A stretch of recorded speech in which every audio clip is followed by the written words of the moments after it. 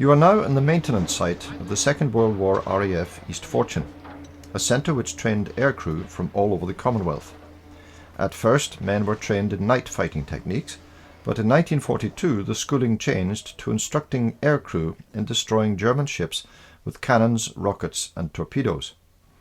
If you were standing here in November of 1942, then you would most likely be servicing the big Beauforts and Beaufighters that the new 132 Operation Training Unit used. Life was pretty tough for the airframe fitters who made sure the planes were in as good a condition as resources would allow. A typical working day would begin at 6:30 in the morning.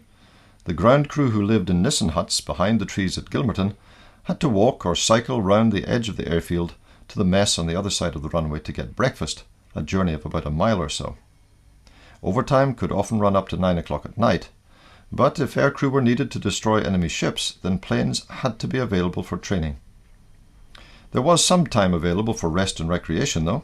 Liberty trucks took servicemen to local towns such as East Linton and Haddington, where they could take advantage of the hospitality in local pubs and hotels.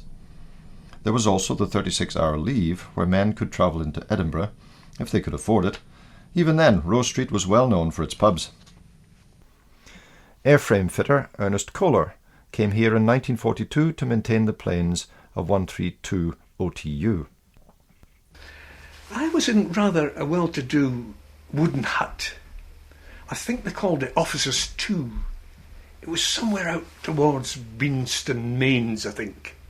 Right up the sticks. There were nice huts, and they had a lovely coke fires, and electricity, which was marvellous. The only unfortunate thing was there were honey buckets. We didn't have any water. Dry latrines. So, to get a wash, you got on your bike and you pedalled down this country lane to what was called Mainside. And there you could wash and shave, obviously, and have a meal. And it was a bit of a scramble getting on your bike and remembering to cart everything, because in these days everybody wore a collar and tie. And they weren't like the modern ones. You had two studs, one at the back and one at the front, and both were different. And if you lost one, you were right in the cart, because the collar never fitted and the tie never went up. And, well, it was a problem.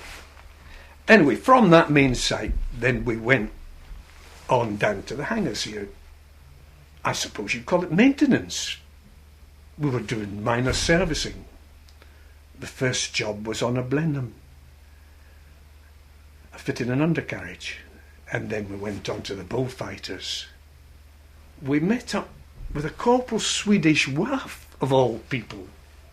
And what she was actually doing in the Air Force, I don't know, but I think her parents had something to do with the embassy side. But security being what it is, she didn't let on, because Sweden was neutral, you see. So she had to be careful what she said. And when she spoke, perfect BBC accent. And she was a bundle of fun. A big, blurring, busty Swede. But very intelligent. And on the odd days, when we finished early, which we did at times, for a brief spell in the height of summer, we would cycle through this Beanston Mains, and we went to a spot is designated as a picnic spot, and we used to sit there and we overlooked Trap Rain Law, and there we would discuss everything under the sun and how after the war we were going to change things and make things right, you know. And the spirit was tremendous, but it also wasn't all work. I played rugby over the other side where the WAF site was, and with a brains trust, and somehow I got onto the committee. And another thing was the messing. I used to represent the squadron on the messing committee, and they took a great deal of interest in the food. It was all rationed, of course, but these catering officers went out of their way to make the best of what they'd got with wartime rations, and they took it very, very seriously. I was quite amazed. But the only thing is, nobody ever published anything as to what was going on, you see, at these meetings. So I thought, well, I'll do a little hot potch on my own, which I did, and brought a few bits of humour in as well, you know. Well, I couldn't type, but in the stores there was a wife I knew, a Nancy Little. I think she came from Melrose. Nice girl. And she typed them up for me. And I put them round and stuck them up in the hanger. And that gave the boys a little bit of interest, and they sort of realised people were, and even in wartime, they were looking after them to the best of their abilities. And then, well, of course, there was Edinburgh. And from our little hut, it was too easy up onto, I think they call it the A1 now, and thumb a lift, because we were in uniform, we never allowed civilian clothes. And we were in Edinburgh, with a good fast car, in 20 minutes, because there wasn't much traffic then. And you had all the shows, in the Empire, you'd get in for sixpence, all these big bands, the ballet, all the music. It was all there in Edinburgh. Edinburgh was rich in wartime with these things. And of course this was such a break for us. You got away and you forgot about the work. The only thing was coming back. And the bus to Dunbar, it left Haddington.